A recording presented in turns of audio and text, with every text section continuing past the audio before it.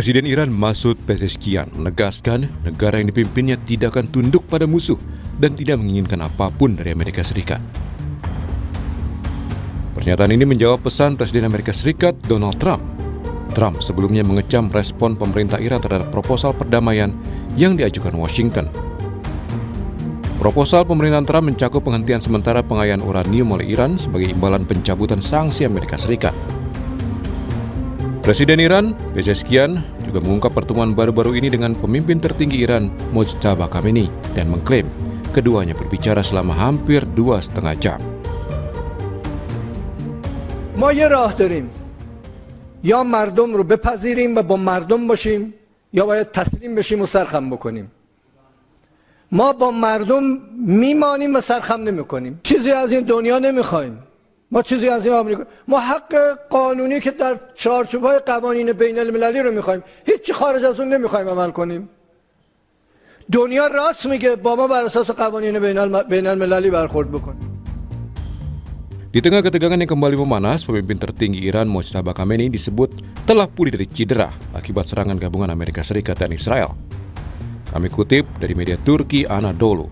Direktur Jenderal Protokol di kantor pemimpin tertinggi Iran juga bilang Mojtaba akan bicara kepada publik pada waktu yang tepat. Sebelumnya, Trump mengaku kecewa setelah membaca tanggapan Iran terkait proposal untuk mengakhiri perang. Washington mengecam siap melanjutkan perang apabila upaya diplomasi gagal mencapai hasil. Trump mengecam respon pemerintah Iran terhadap proposal perdamaian diajukan Washington. Proposal mencakup penghentian sementara pengayaan uranium oleh Iran sebagai imbalan pencabutan sanksi Amerika Serikat. Trump mengaku kecewa setelah membaca tanggapan Iran terkait proposal itu. Saya baru saja membaca respon dari apa yang disebut sebagai perwakilan Iran. Saya tidak menyukainya, sama sekali tidak dapat diterima, tegas Donald Trump melalui platform Truth Social miliknya. Sementara itu, Duta Besar Amerika Serikat untuk PBB, Mike Waltz, menegaskan Presiden Donald Trump tetap mengedepankan solusi diplomatik sebelum mengambil langkah militer lebih lanjut. Namun ia mengingatkan, Washington siap melanjutkan perang apabila upaya diplomasi gagal mencapai hasil. The mediators, in this case Pakistan, ask us, head of state to give this negotiation another chance before we go back to bombing Iran, then I think that's completely an appropriate choice for President Trump to make. He is giving diplomacy every chance we possibly can before going back to hostilities, but he's absolutely prepared to do that. Melihat tanggapan negara yang berkonflik, akankah harapan akan segera berakhirnya konflik yang telah berlangsung selama 10 minggu tercapai? Konflik telah menyebabkan kerusakan luas di Iran dan Lebanon, melumpuhkan lalu lintas maritim di Selat Hormuz, dan mendorong kenaikan harga energi global.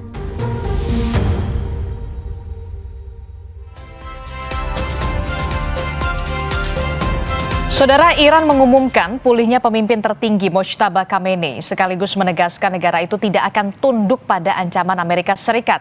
Mojtaba bahkan diklaim mengeluarkan strategi baru dalam melawan Amerika Serikat dan juga Israel setelah menerima laporan kesiapan persenjataan Iran.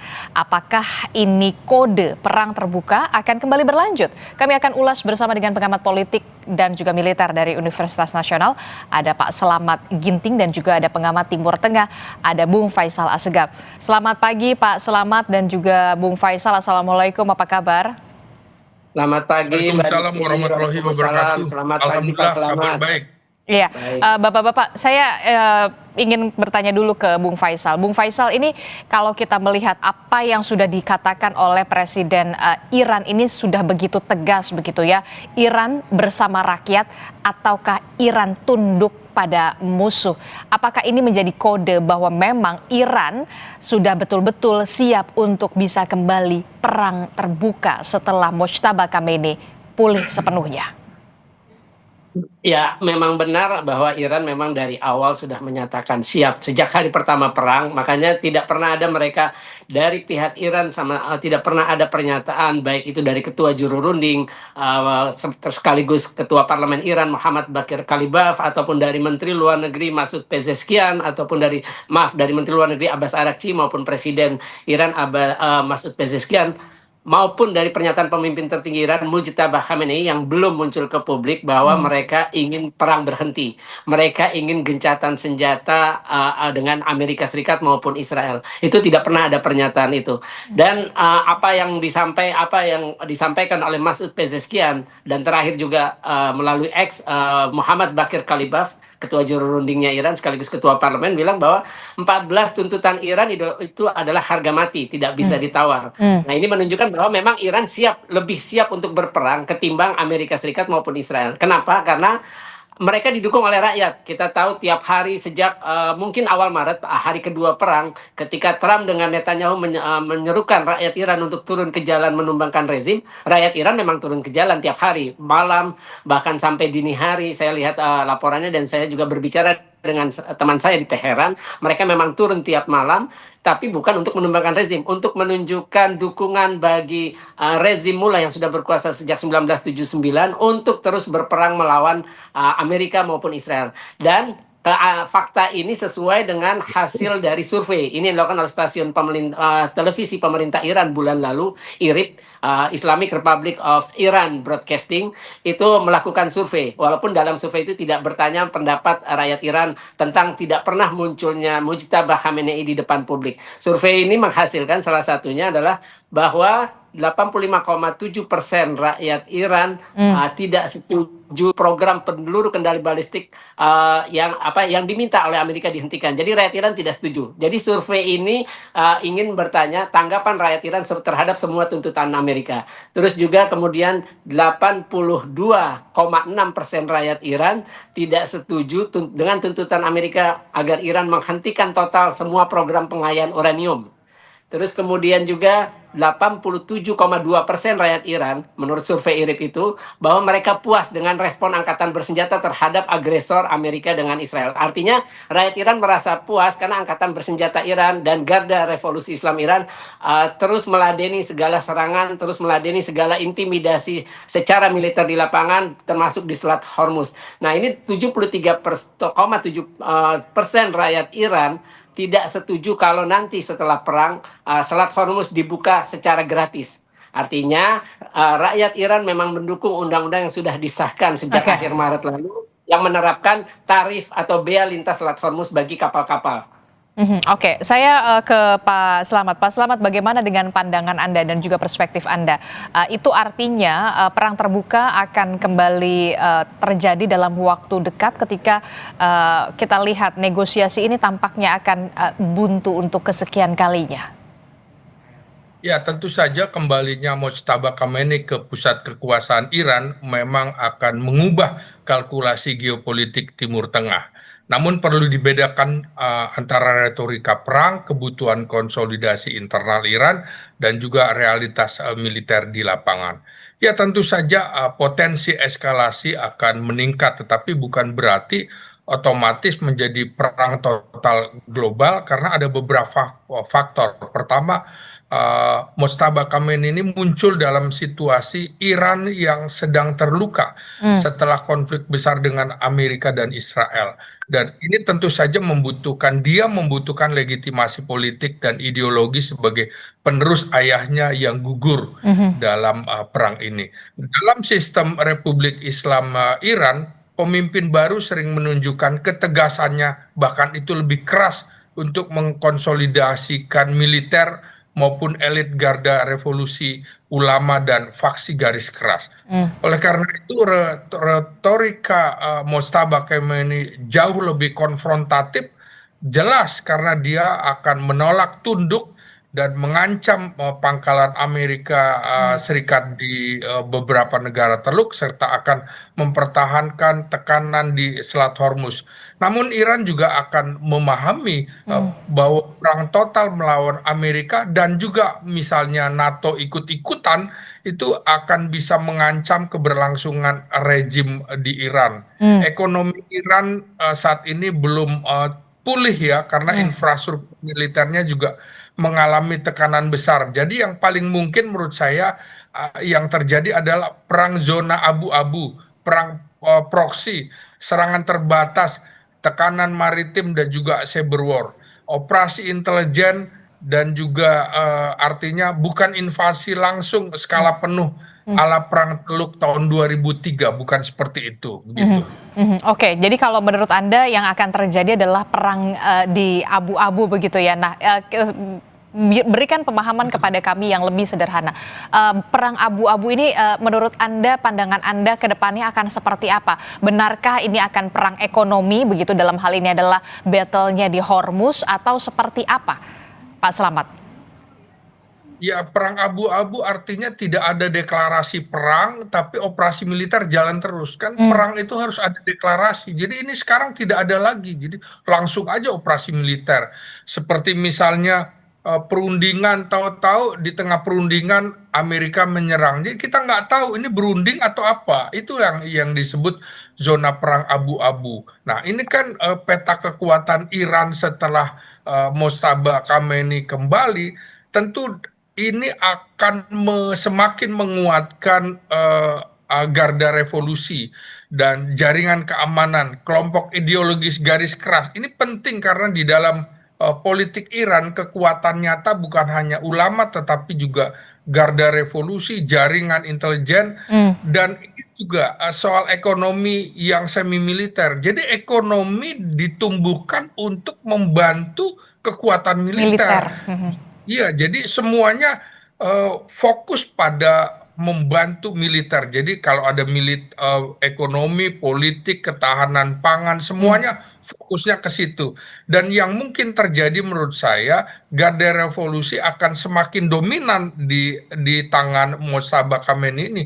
Iran bisa menjadi lebih militeristik dibanding dengan di era ayahnya Ali Khamenei yang masih menjaga keseimbangan antar faksi. Jadi ini Iran akan menjadi semakin militeristik, karena itu diplomasi akan menjadi lemah. Kelompok pragmatis atau moderat akan semakin tersisih dan strategi deterrence-nya akan meningkat. Iran akan sekali lagi memakai Houthi, Hizbullah, milisi Irak di Suriah, juga tekanan Hormuz sebagai alat tawar strategis. Nah, ini yang menandakan bahwa nasionalisme Iran akan semakin menguat. Serangan Amerika dan Israel justru akan memunculkan rakyat menjadi bersatu di belakang negara ketika merasa diserang oleh agresor asing begitu. Oke, kalau dari menurut Bung Faisal seperti apa soal perang abu-abu ini, bahkan dikatakan oleh Pak Slamet ketika Mojtaba kembali pulih begitu ya, IRGC ini kembali akan lebih kuat begitu ya, militeristiknya juga semakin bertambah kental begitu, termasuk juga soal rakyat Iran sendiri yang akan semakin solid ketika kemudian ada agresi dari Amerika Serikat atau juga Israel. Ya, saya sepakat dengan Pak Slamet ya, karena memang Amerika tidak berdaya lagi untuk melakukan perang besar. Kita tahu laporan dari CSIS-nya Amerika itu sudah menyebutkan 40-50% peluru kendali dari stok cadangan peluru kendali itu sudah dipakai oleh Amerika selama 2 bulan perang. Terus kemudian tekanan dalam negeri, tekanan baik dari Kongres, terus tekanan dari masyarakat karena biaya hidup makin tinggi karena kenaikan BBM, tentu itu menjadi tekanan besar buat Trump untuk tidak lagi melancarkan perang terhadap Iran, karena itu tadi hasil dari survei Washington Post, ABC News, dan Ipsos menyatakan 60% rakyat Amerika menyatakan perang yang dilancarkan Amerika di bawah Trump terhadap Iran bersama Israel itu adalah sebuah kesalahan. Bahkan di kalangan pemilih independen dan pendukung Demokrat itu jumlahnya jauh lebih besar, itu 91%. Mereka menyatakan ya ini adalah sebuah kesalahan ketika Amerika ikut berperang bersama Israel melawan Iran. Ya kenyataannya yaitu tadi Amerika menurut situs Iran warcosttracker.com itu Amerika menghabiskan lebih dari $1 miliar biaya operasi perang. Ini di luar dari kerusakan. Kalau kita tahu, kalau laporan saya lupa media barat Wall Street atau apa, New York Times, itu ada 123 aset militer Amerika yang rusak atau rusak berat yang akibat serangan Iran. Kita tahu pangkalan militer Amerika Serikat di Timur Tengah juga 13 menurut New York Times, dari 19 pangkalan militer Amerika di Timur Tengah itu rusak berat. Artinya banyak biaya perang, biaya sosial, biaya ekonomi yang sudah kerugian yang sudah ditanggung oleh Amerika akibat perang melawan Iran. Saya kira Trump, kalaupun memang dia gila, mungkin dia akan melancarkan perang besar, tapi itu akan berbahaya bagi posisinya sebagai presiden dan juga masalah keselamatan atau peluang Republik untuk menang dalam pemilu setelah November tahun ini. Oke, nah ini kalau kita berbicara soal politis ya, Pak Slamet ya, kan kita lihat Amerika Serikat tadi sudah disinggung, sebentar lagi akan ada pemilu sela begitu, tapi kemudian di sisi lain Iran sudah mulai menunjukkan kembali giginya dalam tanda kutip begitu ya, setelah Mojtaba Khamenei pulih. Sebenarnya apa yang bisa membuat akhirnya Amerika Serikat ini melunak untuk bisa mencapai kata kesepakatan dengan Iran? Ya, itu salah satunya tergantung pada kebijakan Donald Trump. Donald Trump ini khawatir terhadap dua hal yang seperti tadi Bung Faisal Assegaf kemukakan. Dia khawatir kalau terjadi perang berkepanjangan karena Trump secara politik selalu ingin terlihat kuat, tetapi juga tidak ingin perang itu berbiaya mahal, mengalami korban yang besar, harga minyak melonjak, dan ekonomi Amerika terganggu menjelang dinamika politik domestik sekarang. Karena itu muncul paradoks, memang Trump keras kepala secara retorika, tetapi mencari jalan agar konflik tidak menjadi forever war gitu. Laporan media tadi juga menunjukkan bahwa Trump mendorong koalisi maritim untuk membuka Hormuz, tetapi juga berharap konflik segera berakhir. Nah, dalam kasus Hormuz ini adalah titik paling sensitif. Jika Iran betul-betul mampu menutup atau mengganggu Selat Hormuz, maka harga minyak bisa melonjak ekstrim, inflasi global naik, ekonomi barat terpukul, pasar finansial juga terguncang. Nah, disinilah Amerika melihat bahwa ini artinya bahaya bagi kelangsungan kekuasaan dari Donald Trump. Donald Trump berpotensi untuk terguling di dalam kasus ini karena Barat juga akan pelan-pelan meninggalkan dirinya. Amerika melihat Hormuz bukan sekedar isu regional, tetapi juga kepentingan strategis global. Dia sudah mulai ditinggalkan sekutunya, Kanada misalnya. Ini kan juga artinya dia tidak punya bumper untuk melawan kekuatan Rusia dan kekuatan Tiongkok. Sekarang 4 pesawat pembom Rusia sudah mendekat ke Kanada. Kanada tidak mau juga menjadi penghalang bagi Rusia. Bahkan Cina sudah menawarkan perdagangan kerjasama ekonomi dengan Kanada. Ini sekarang Amerika sedang kelabakan dengan ulah Trump ini. Menurut saya juga tuntutan masyarakatnya akan meminta Donald Trump akan supaya segera turun begitu. Oke, jadi menurut Anda hal yang kemudian bisa dilakukan oleh Amerika Serikat dalam hal ini adalah Donald Trump ketika memang tekanan dari publik, tekanan dari dunia sudah semakin menghimpit dan juga posisi Amerika Serikat semakin terpojok. Inilah yang kemudian nanti akan mengubah mindset, kita harapkan mengubah mindset dari seorang Presiden Donald Trump. Pak Slamet. Iya, karena Iran juga menolak tunduk setelah Amerika menolak proposal damai itu. Sehingga peluang damai untuk saat ini nyaris tertutup ya. Memang belum tertutup, tetapi makin sulit. Dalam konflik seperti ini yang sering terjadi adalah perang tetap berjalan, diplomasi dilakukan secara diam-diam tetapi berlangsung begitu. Iran dan Amerika sebenarnya sama-sama tidak ingin perang total, tetapi juga tidak ingin terlihat kalah, itu kan, tidak ingin malu bahwa mereka kalah. Maka yang mungkin terjadi, negosiasi tidak langsung akan terus terjadi melalui Oman, Qatar, Turki atau Pakistan. Jadi ini kondisi tempur yang parsial dan kesepakatan maritim juga mungkin akan dilakukan secara terbatas, dan juga jangan lupa akan ada pertukaran tahanan. Jadi ada ada tawanan tentara Amerika juga, seperti kita juga dulu pernah menahan Ellen Pop, mata-mata Sia Amerika yang ikut dalam pergolakan PRRI Permesta, itu menjadi senjata kalau Oke. negara-negara middle war seperti Indonesia, seperti Iran, ini akan juga bisa mengurangi sanksi secara bertahap begitu. Oke, menarik begitu ya dikatakan oleh Pak Selamat ini diplomasi ini akan berlangsung secara parsial begitu dan juga secara diam-diam begitu termasuk juga adanya pertukaran tahanan. Bagaimana Bung Faisal melihat ini diplomasi ini nanti akan dilakukan secara parsial begitu ya walaupun memang kalau tidak salah Menteri Luar Negeri Iran sudah mengatakan perang ini sebenarnya sudah perang yang dipaksakan. Ya, memang benar karena memang Iran juga tidak mau tunduk karena Iran sudah tidak lagi percaya terhadap Amerika. Karena kan Iran dikhianati dalam perang ini. Ketika mereka sedang berunding soal nuklir di Jenewa ataupun di Muscat di Oman, mereka terus kemudian diserang tiba-tiba. Jadi seperti kata Menteri Luar Negeri Iran Abbas Araghchi ketika perundingan jilid pertama mereka datang bukan untuk mereka datang untuk menghargai niat baik Pakistan sebagai mediator, tapi mereka sudah tidak percaya lagi kepada Amerika.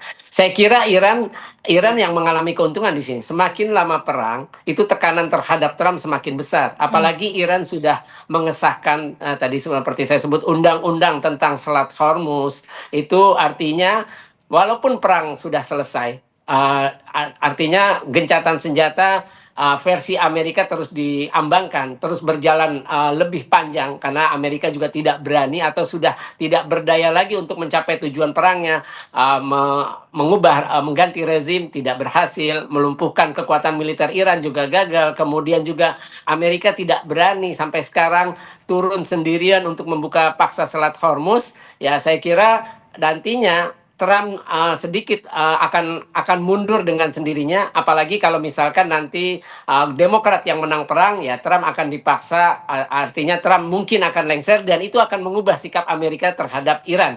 Karena kita tahu walaupun Iran sudah menyatakan permusuhan sejak 1979 ketika terjadi pergantian rezim dari monarki ke Republik Islam Iran, itu tidak ada satupun presiden Amerika yang berani menyerang Iran. Baru di zaman Trump ini. Artinya seperti kata mantan Direktur CIA John Brennan, Iran ini sebenarnya bukan ancaman. Tidak ada ancaman nyata dari Iran terhadap Amerika. Karena sebelum perang, Iran tidak pernah menyerang pangkalan Amerika yang ada di negara-negara Arab Teluk di kawasan Teluk Persia. Atau menyerang pangkalan Amerika di Yordania. Itu tidak pernah dilakukan Iran. Dan Iran juga tidak pernah menyerang Israel. Yang dilakukan Iran saat ini dan juga perang tahun lalu 12 hari dengan Israel adalah membela diri. Dan Iran sekarang membuktikan bahwa mereka tidak bisa didikte oleh Amerika ataupun Barat. Oke, apapun itu Iran tidak bisa didikte oleh Amerika Serikat ataupun negara Barat begitu ya untuk bisa Selat Hormuz ini tetap dikuasai oleh Iran. Terakhir, kalau menurut Anda Pak Selamat, ketika memang tekanan publik dan juga tekanan dunia sudah Presiden Amerika Serikat Donald Trump sudah benar-benar terpojok, exit strategi apa lagi yang kemudian akan dimainkan kalau menurut Anda oleh seorang Donald Trump ketika kemarin sudah mengatakan soal Project Freedom begitu ya, soal kemanusiaan, menurut Anda kemungkinan apa lagi yang akan dimainkan strateginya oleh Presiden Amerika Serikat Donald Trump? Ya, saya kira Donald Trump sekarang sudah dalam posisi frustrasi karena kemunculan Mojtaba Ali Khamenei itu menandakan bahwa Iran sudah kehilangan krisis kepercayaan terhadap Amerika. Diplomasi itu hanya untuk menunda perang. Jadi kemunculan Mojtaba Khamenei ini juga membuat Iran lebih ideologis, lebih keras, dan tentu saja menarik Eropa kemudian benar-benar sudah membuat jarak terhadap Amerika, dan diplomasi diam-diam yang dilakukan Amerika untuk untuk menekan Iran melalui tangan-tangan lain ini juga ternyata tidak berhasil. Karena itu saya kira NATO yang juga sudah mulai NATO artinya sekarang non-Amerika juga sudah membuat jarak yang sangat tegas formal, dan ini koalisi multinasional juga tentu saja akan menekan Amerika, dan inilah yang diinginkan oleh Donald Trump supaya tidak malu. Artinya kami mundur karena ada tekanan multinasional begitu. Jadi freedom of navigation mission yang dilakukan ini menguntungkan Trump karena beberapa negara Eropa juga berhati-hati sekali tidak ingin terlihat ikut perang melawan Iran karena dirugikan. Jadi Amerika sedang menunggu suara dari dunia supaya mundur seperti itu, sehingga nanti dia akan bilang saya mundur bukan karena kalah ya, karena tuntutan internasional. Saya kira ini akal-akalan Donald Trump yang memang sudah seperti pelaut yang tidak punya ongkos lagi di dompetnya, sudah tidak punya jalan lagi gimana caranya mengakhiri perang di Timur Tengah ini. Karena itu tadi krisis kepercayaan, tetapi gencatan senjata seringkali ini bukan perdamaian penuh, hanya menurunkan intensitas dan memberi ruang diplomasi. Di satu sisi Amerika akan terus coba mengatur ulang posisi militer, sementara Iran menanggapi jual kira-kira begitu. Oke, kita akan lihat bagaimana langkah yang akan dilakukan oleh Presiden Donald Trump ketika kemudian memang Iran saat ini sudah dalam posisi on lagi untuk bisa siap berperang setelah Mojtaba Khamenei kembali pulih. Terima kasih pengamat politik dan militer Universitas Nasional, Pak Selamat Ginting telah bergabung bersama kami, dan juga ada pengamat Timur Tengah, Bung Faisal Assegaf juga telah bergabung bersama kami. Sehat selalu Bapak-Bapak, Assalamualaikum, selamat pagi.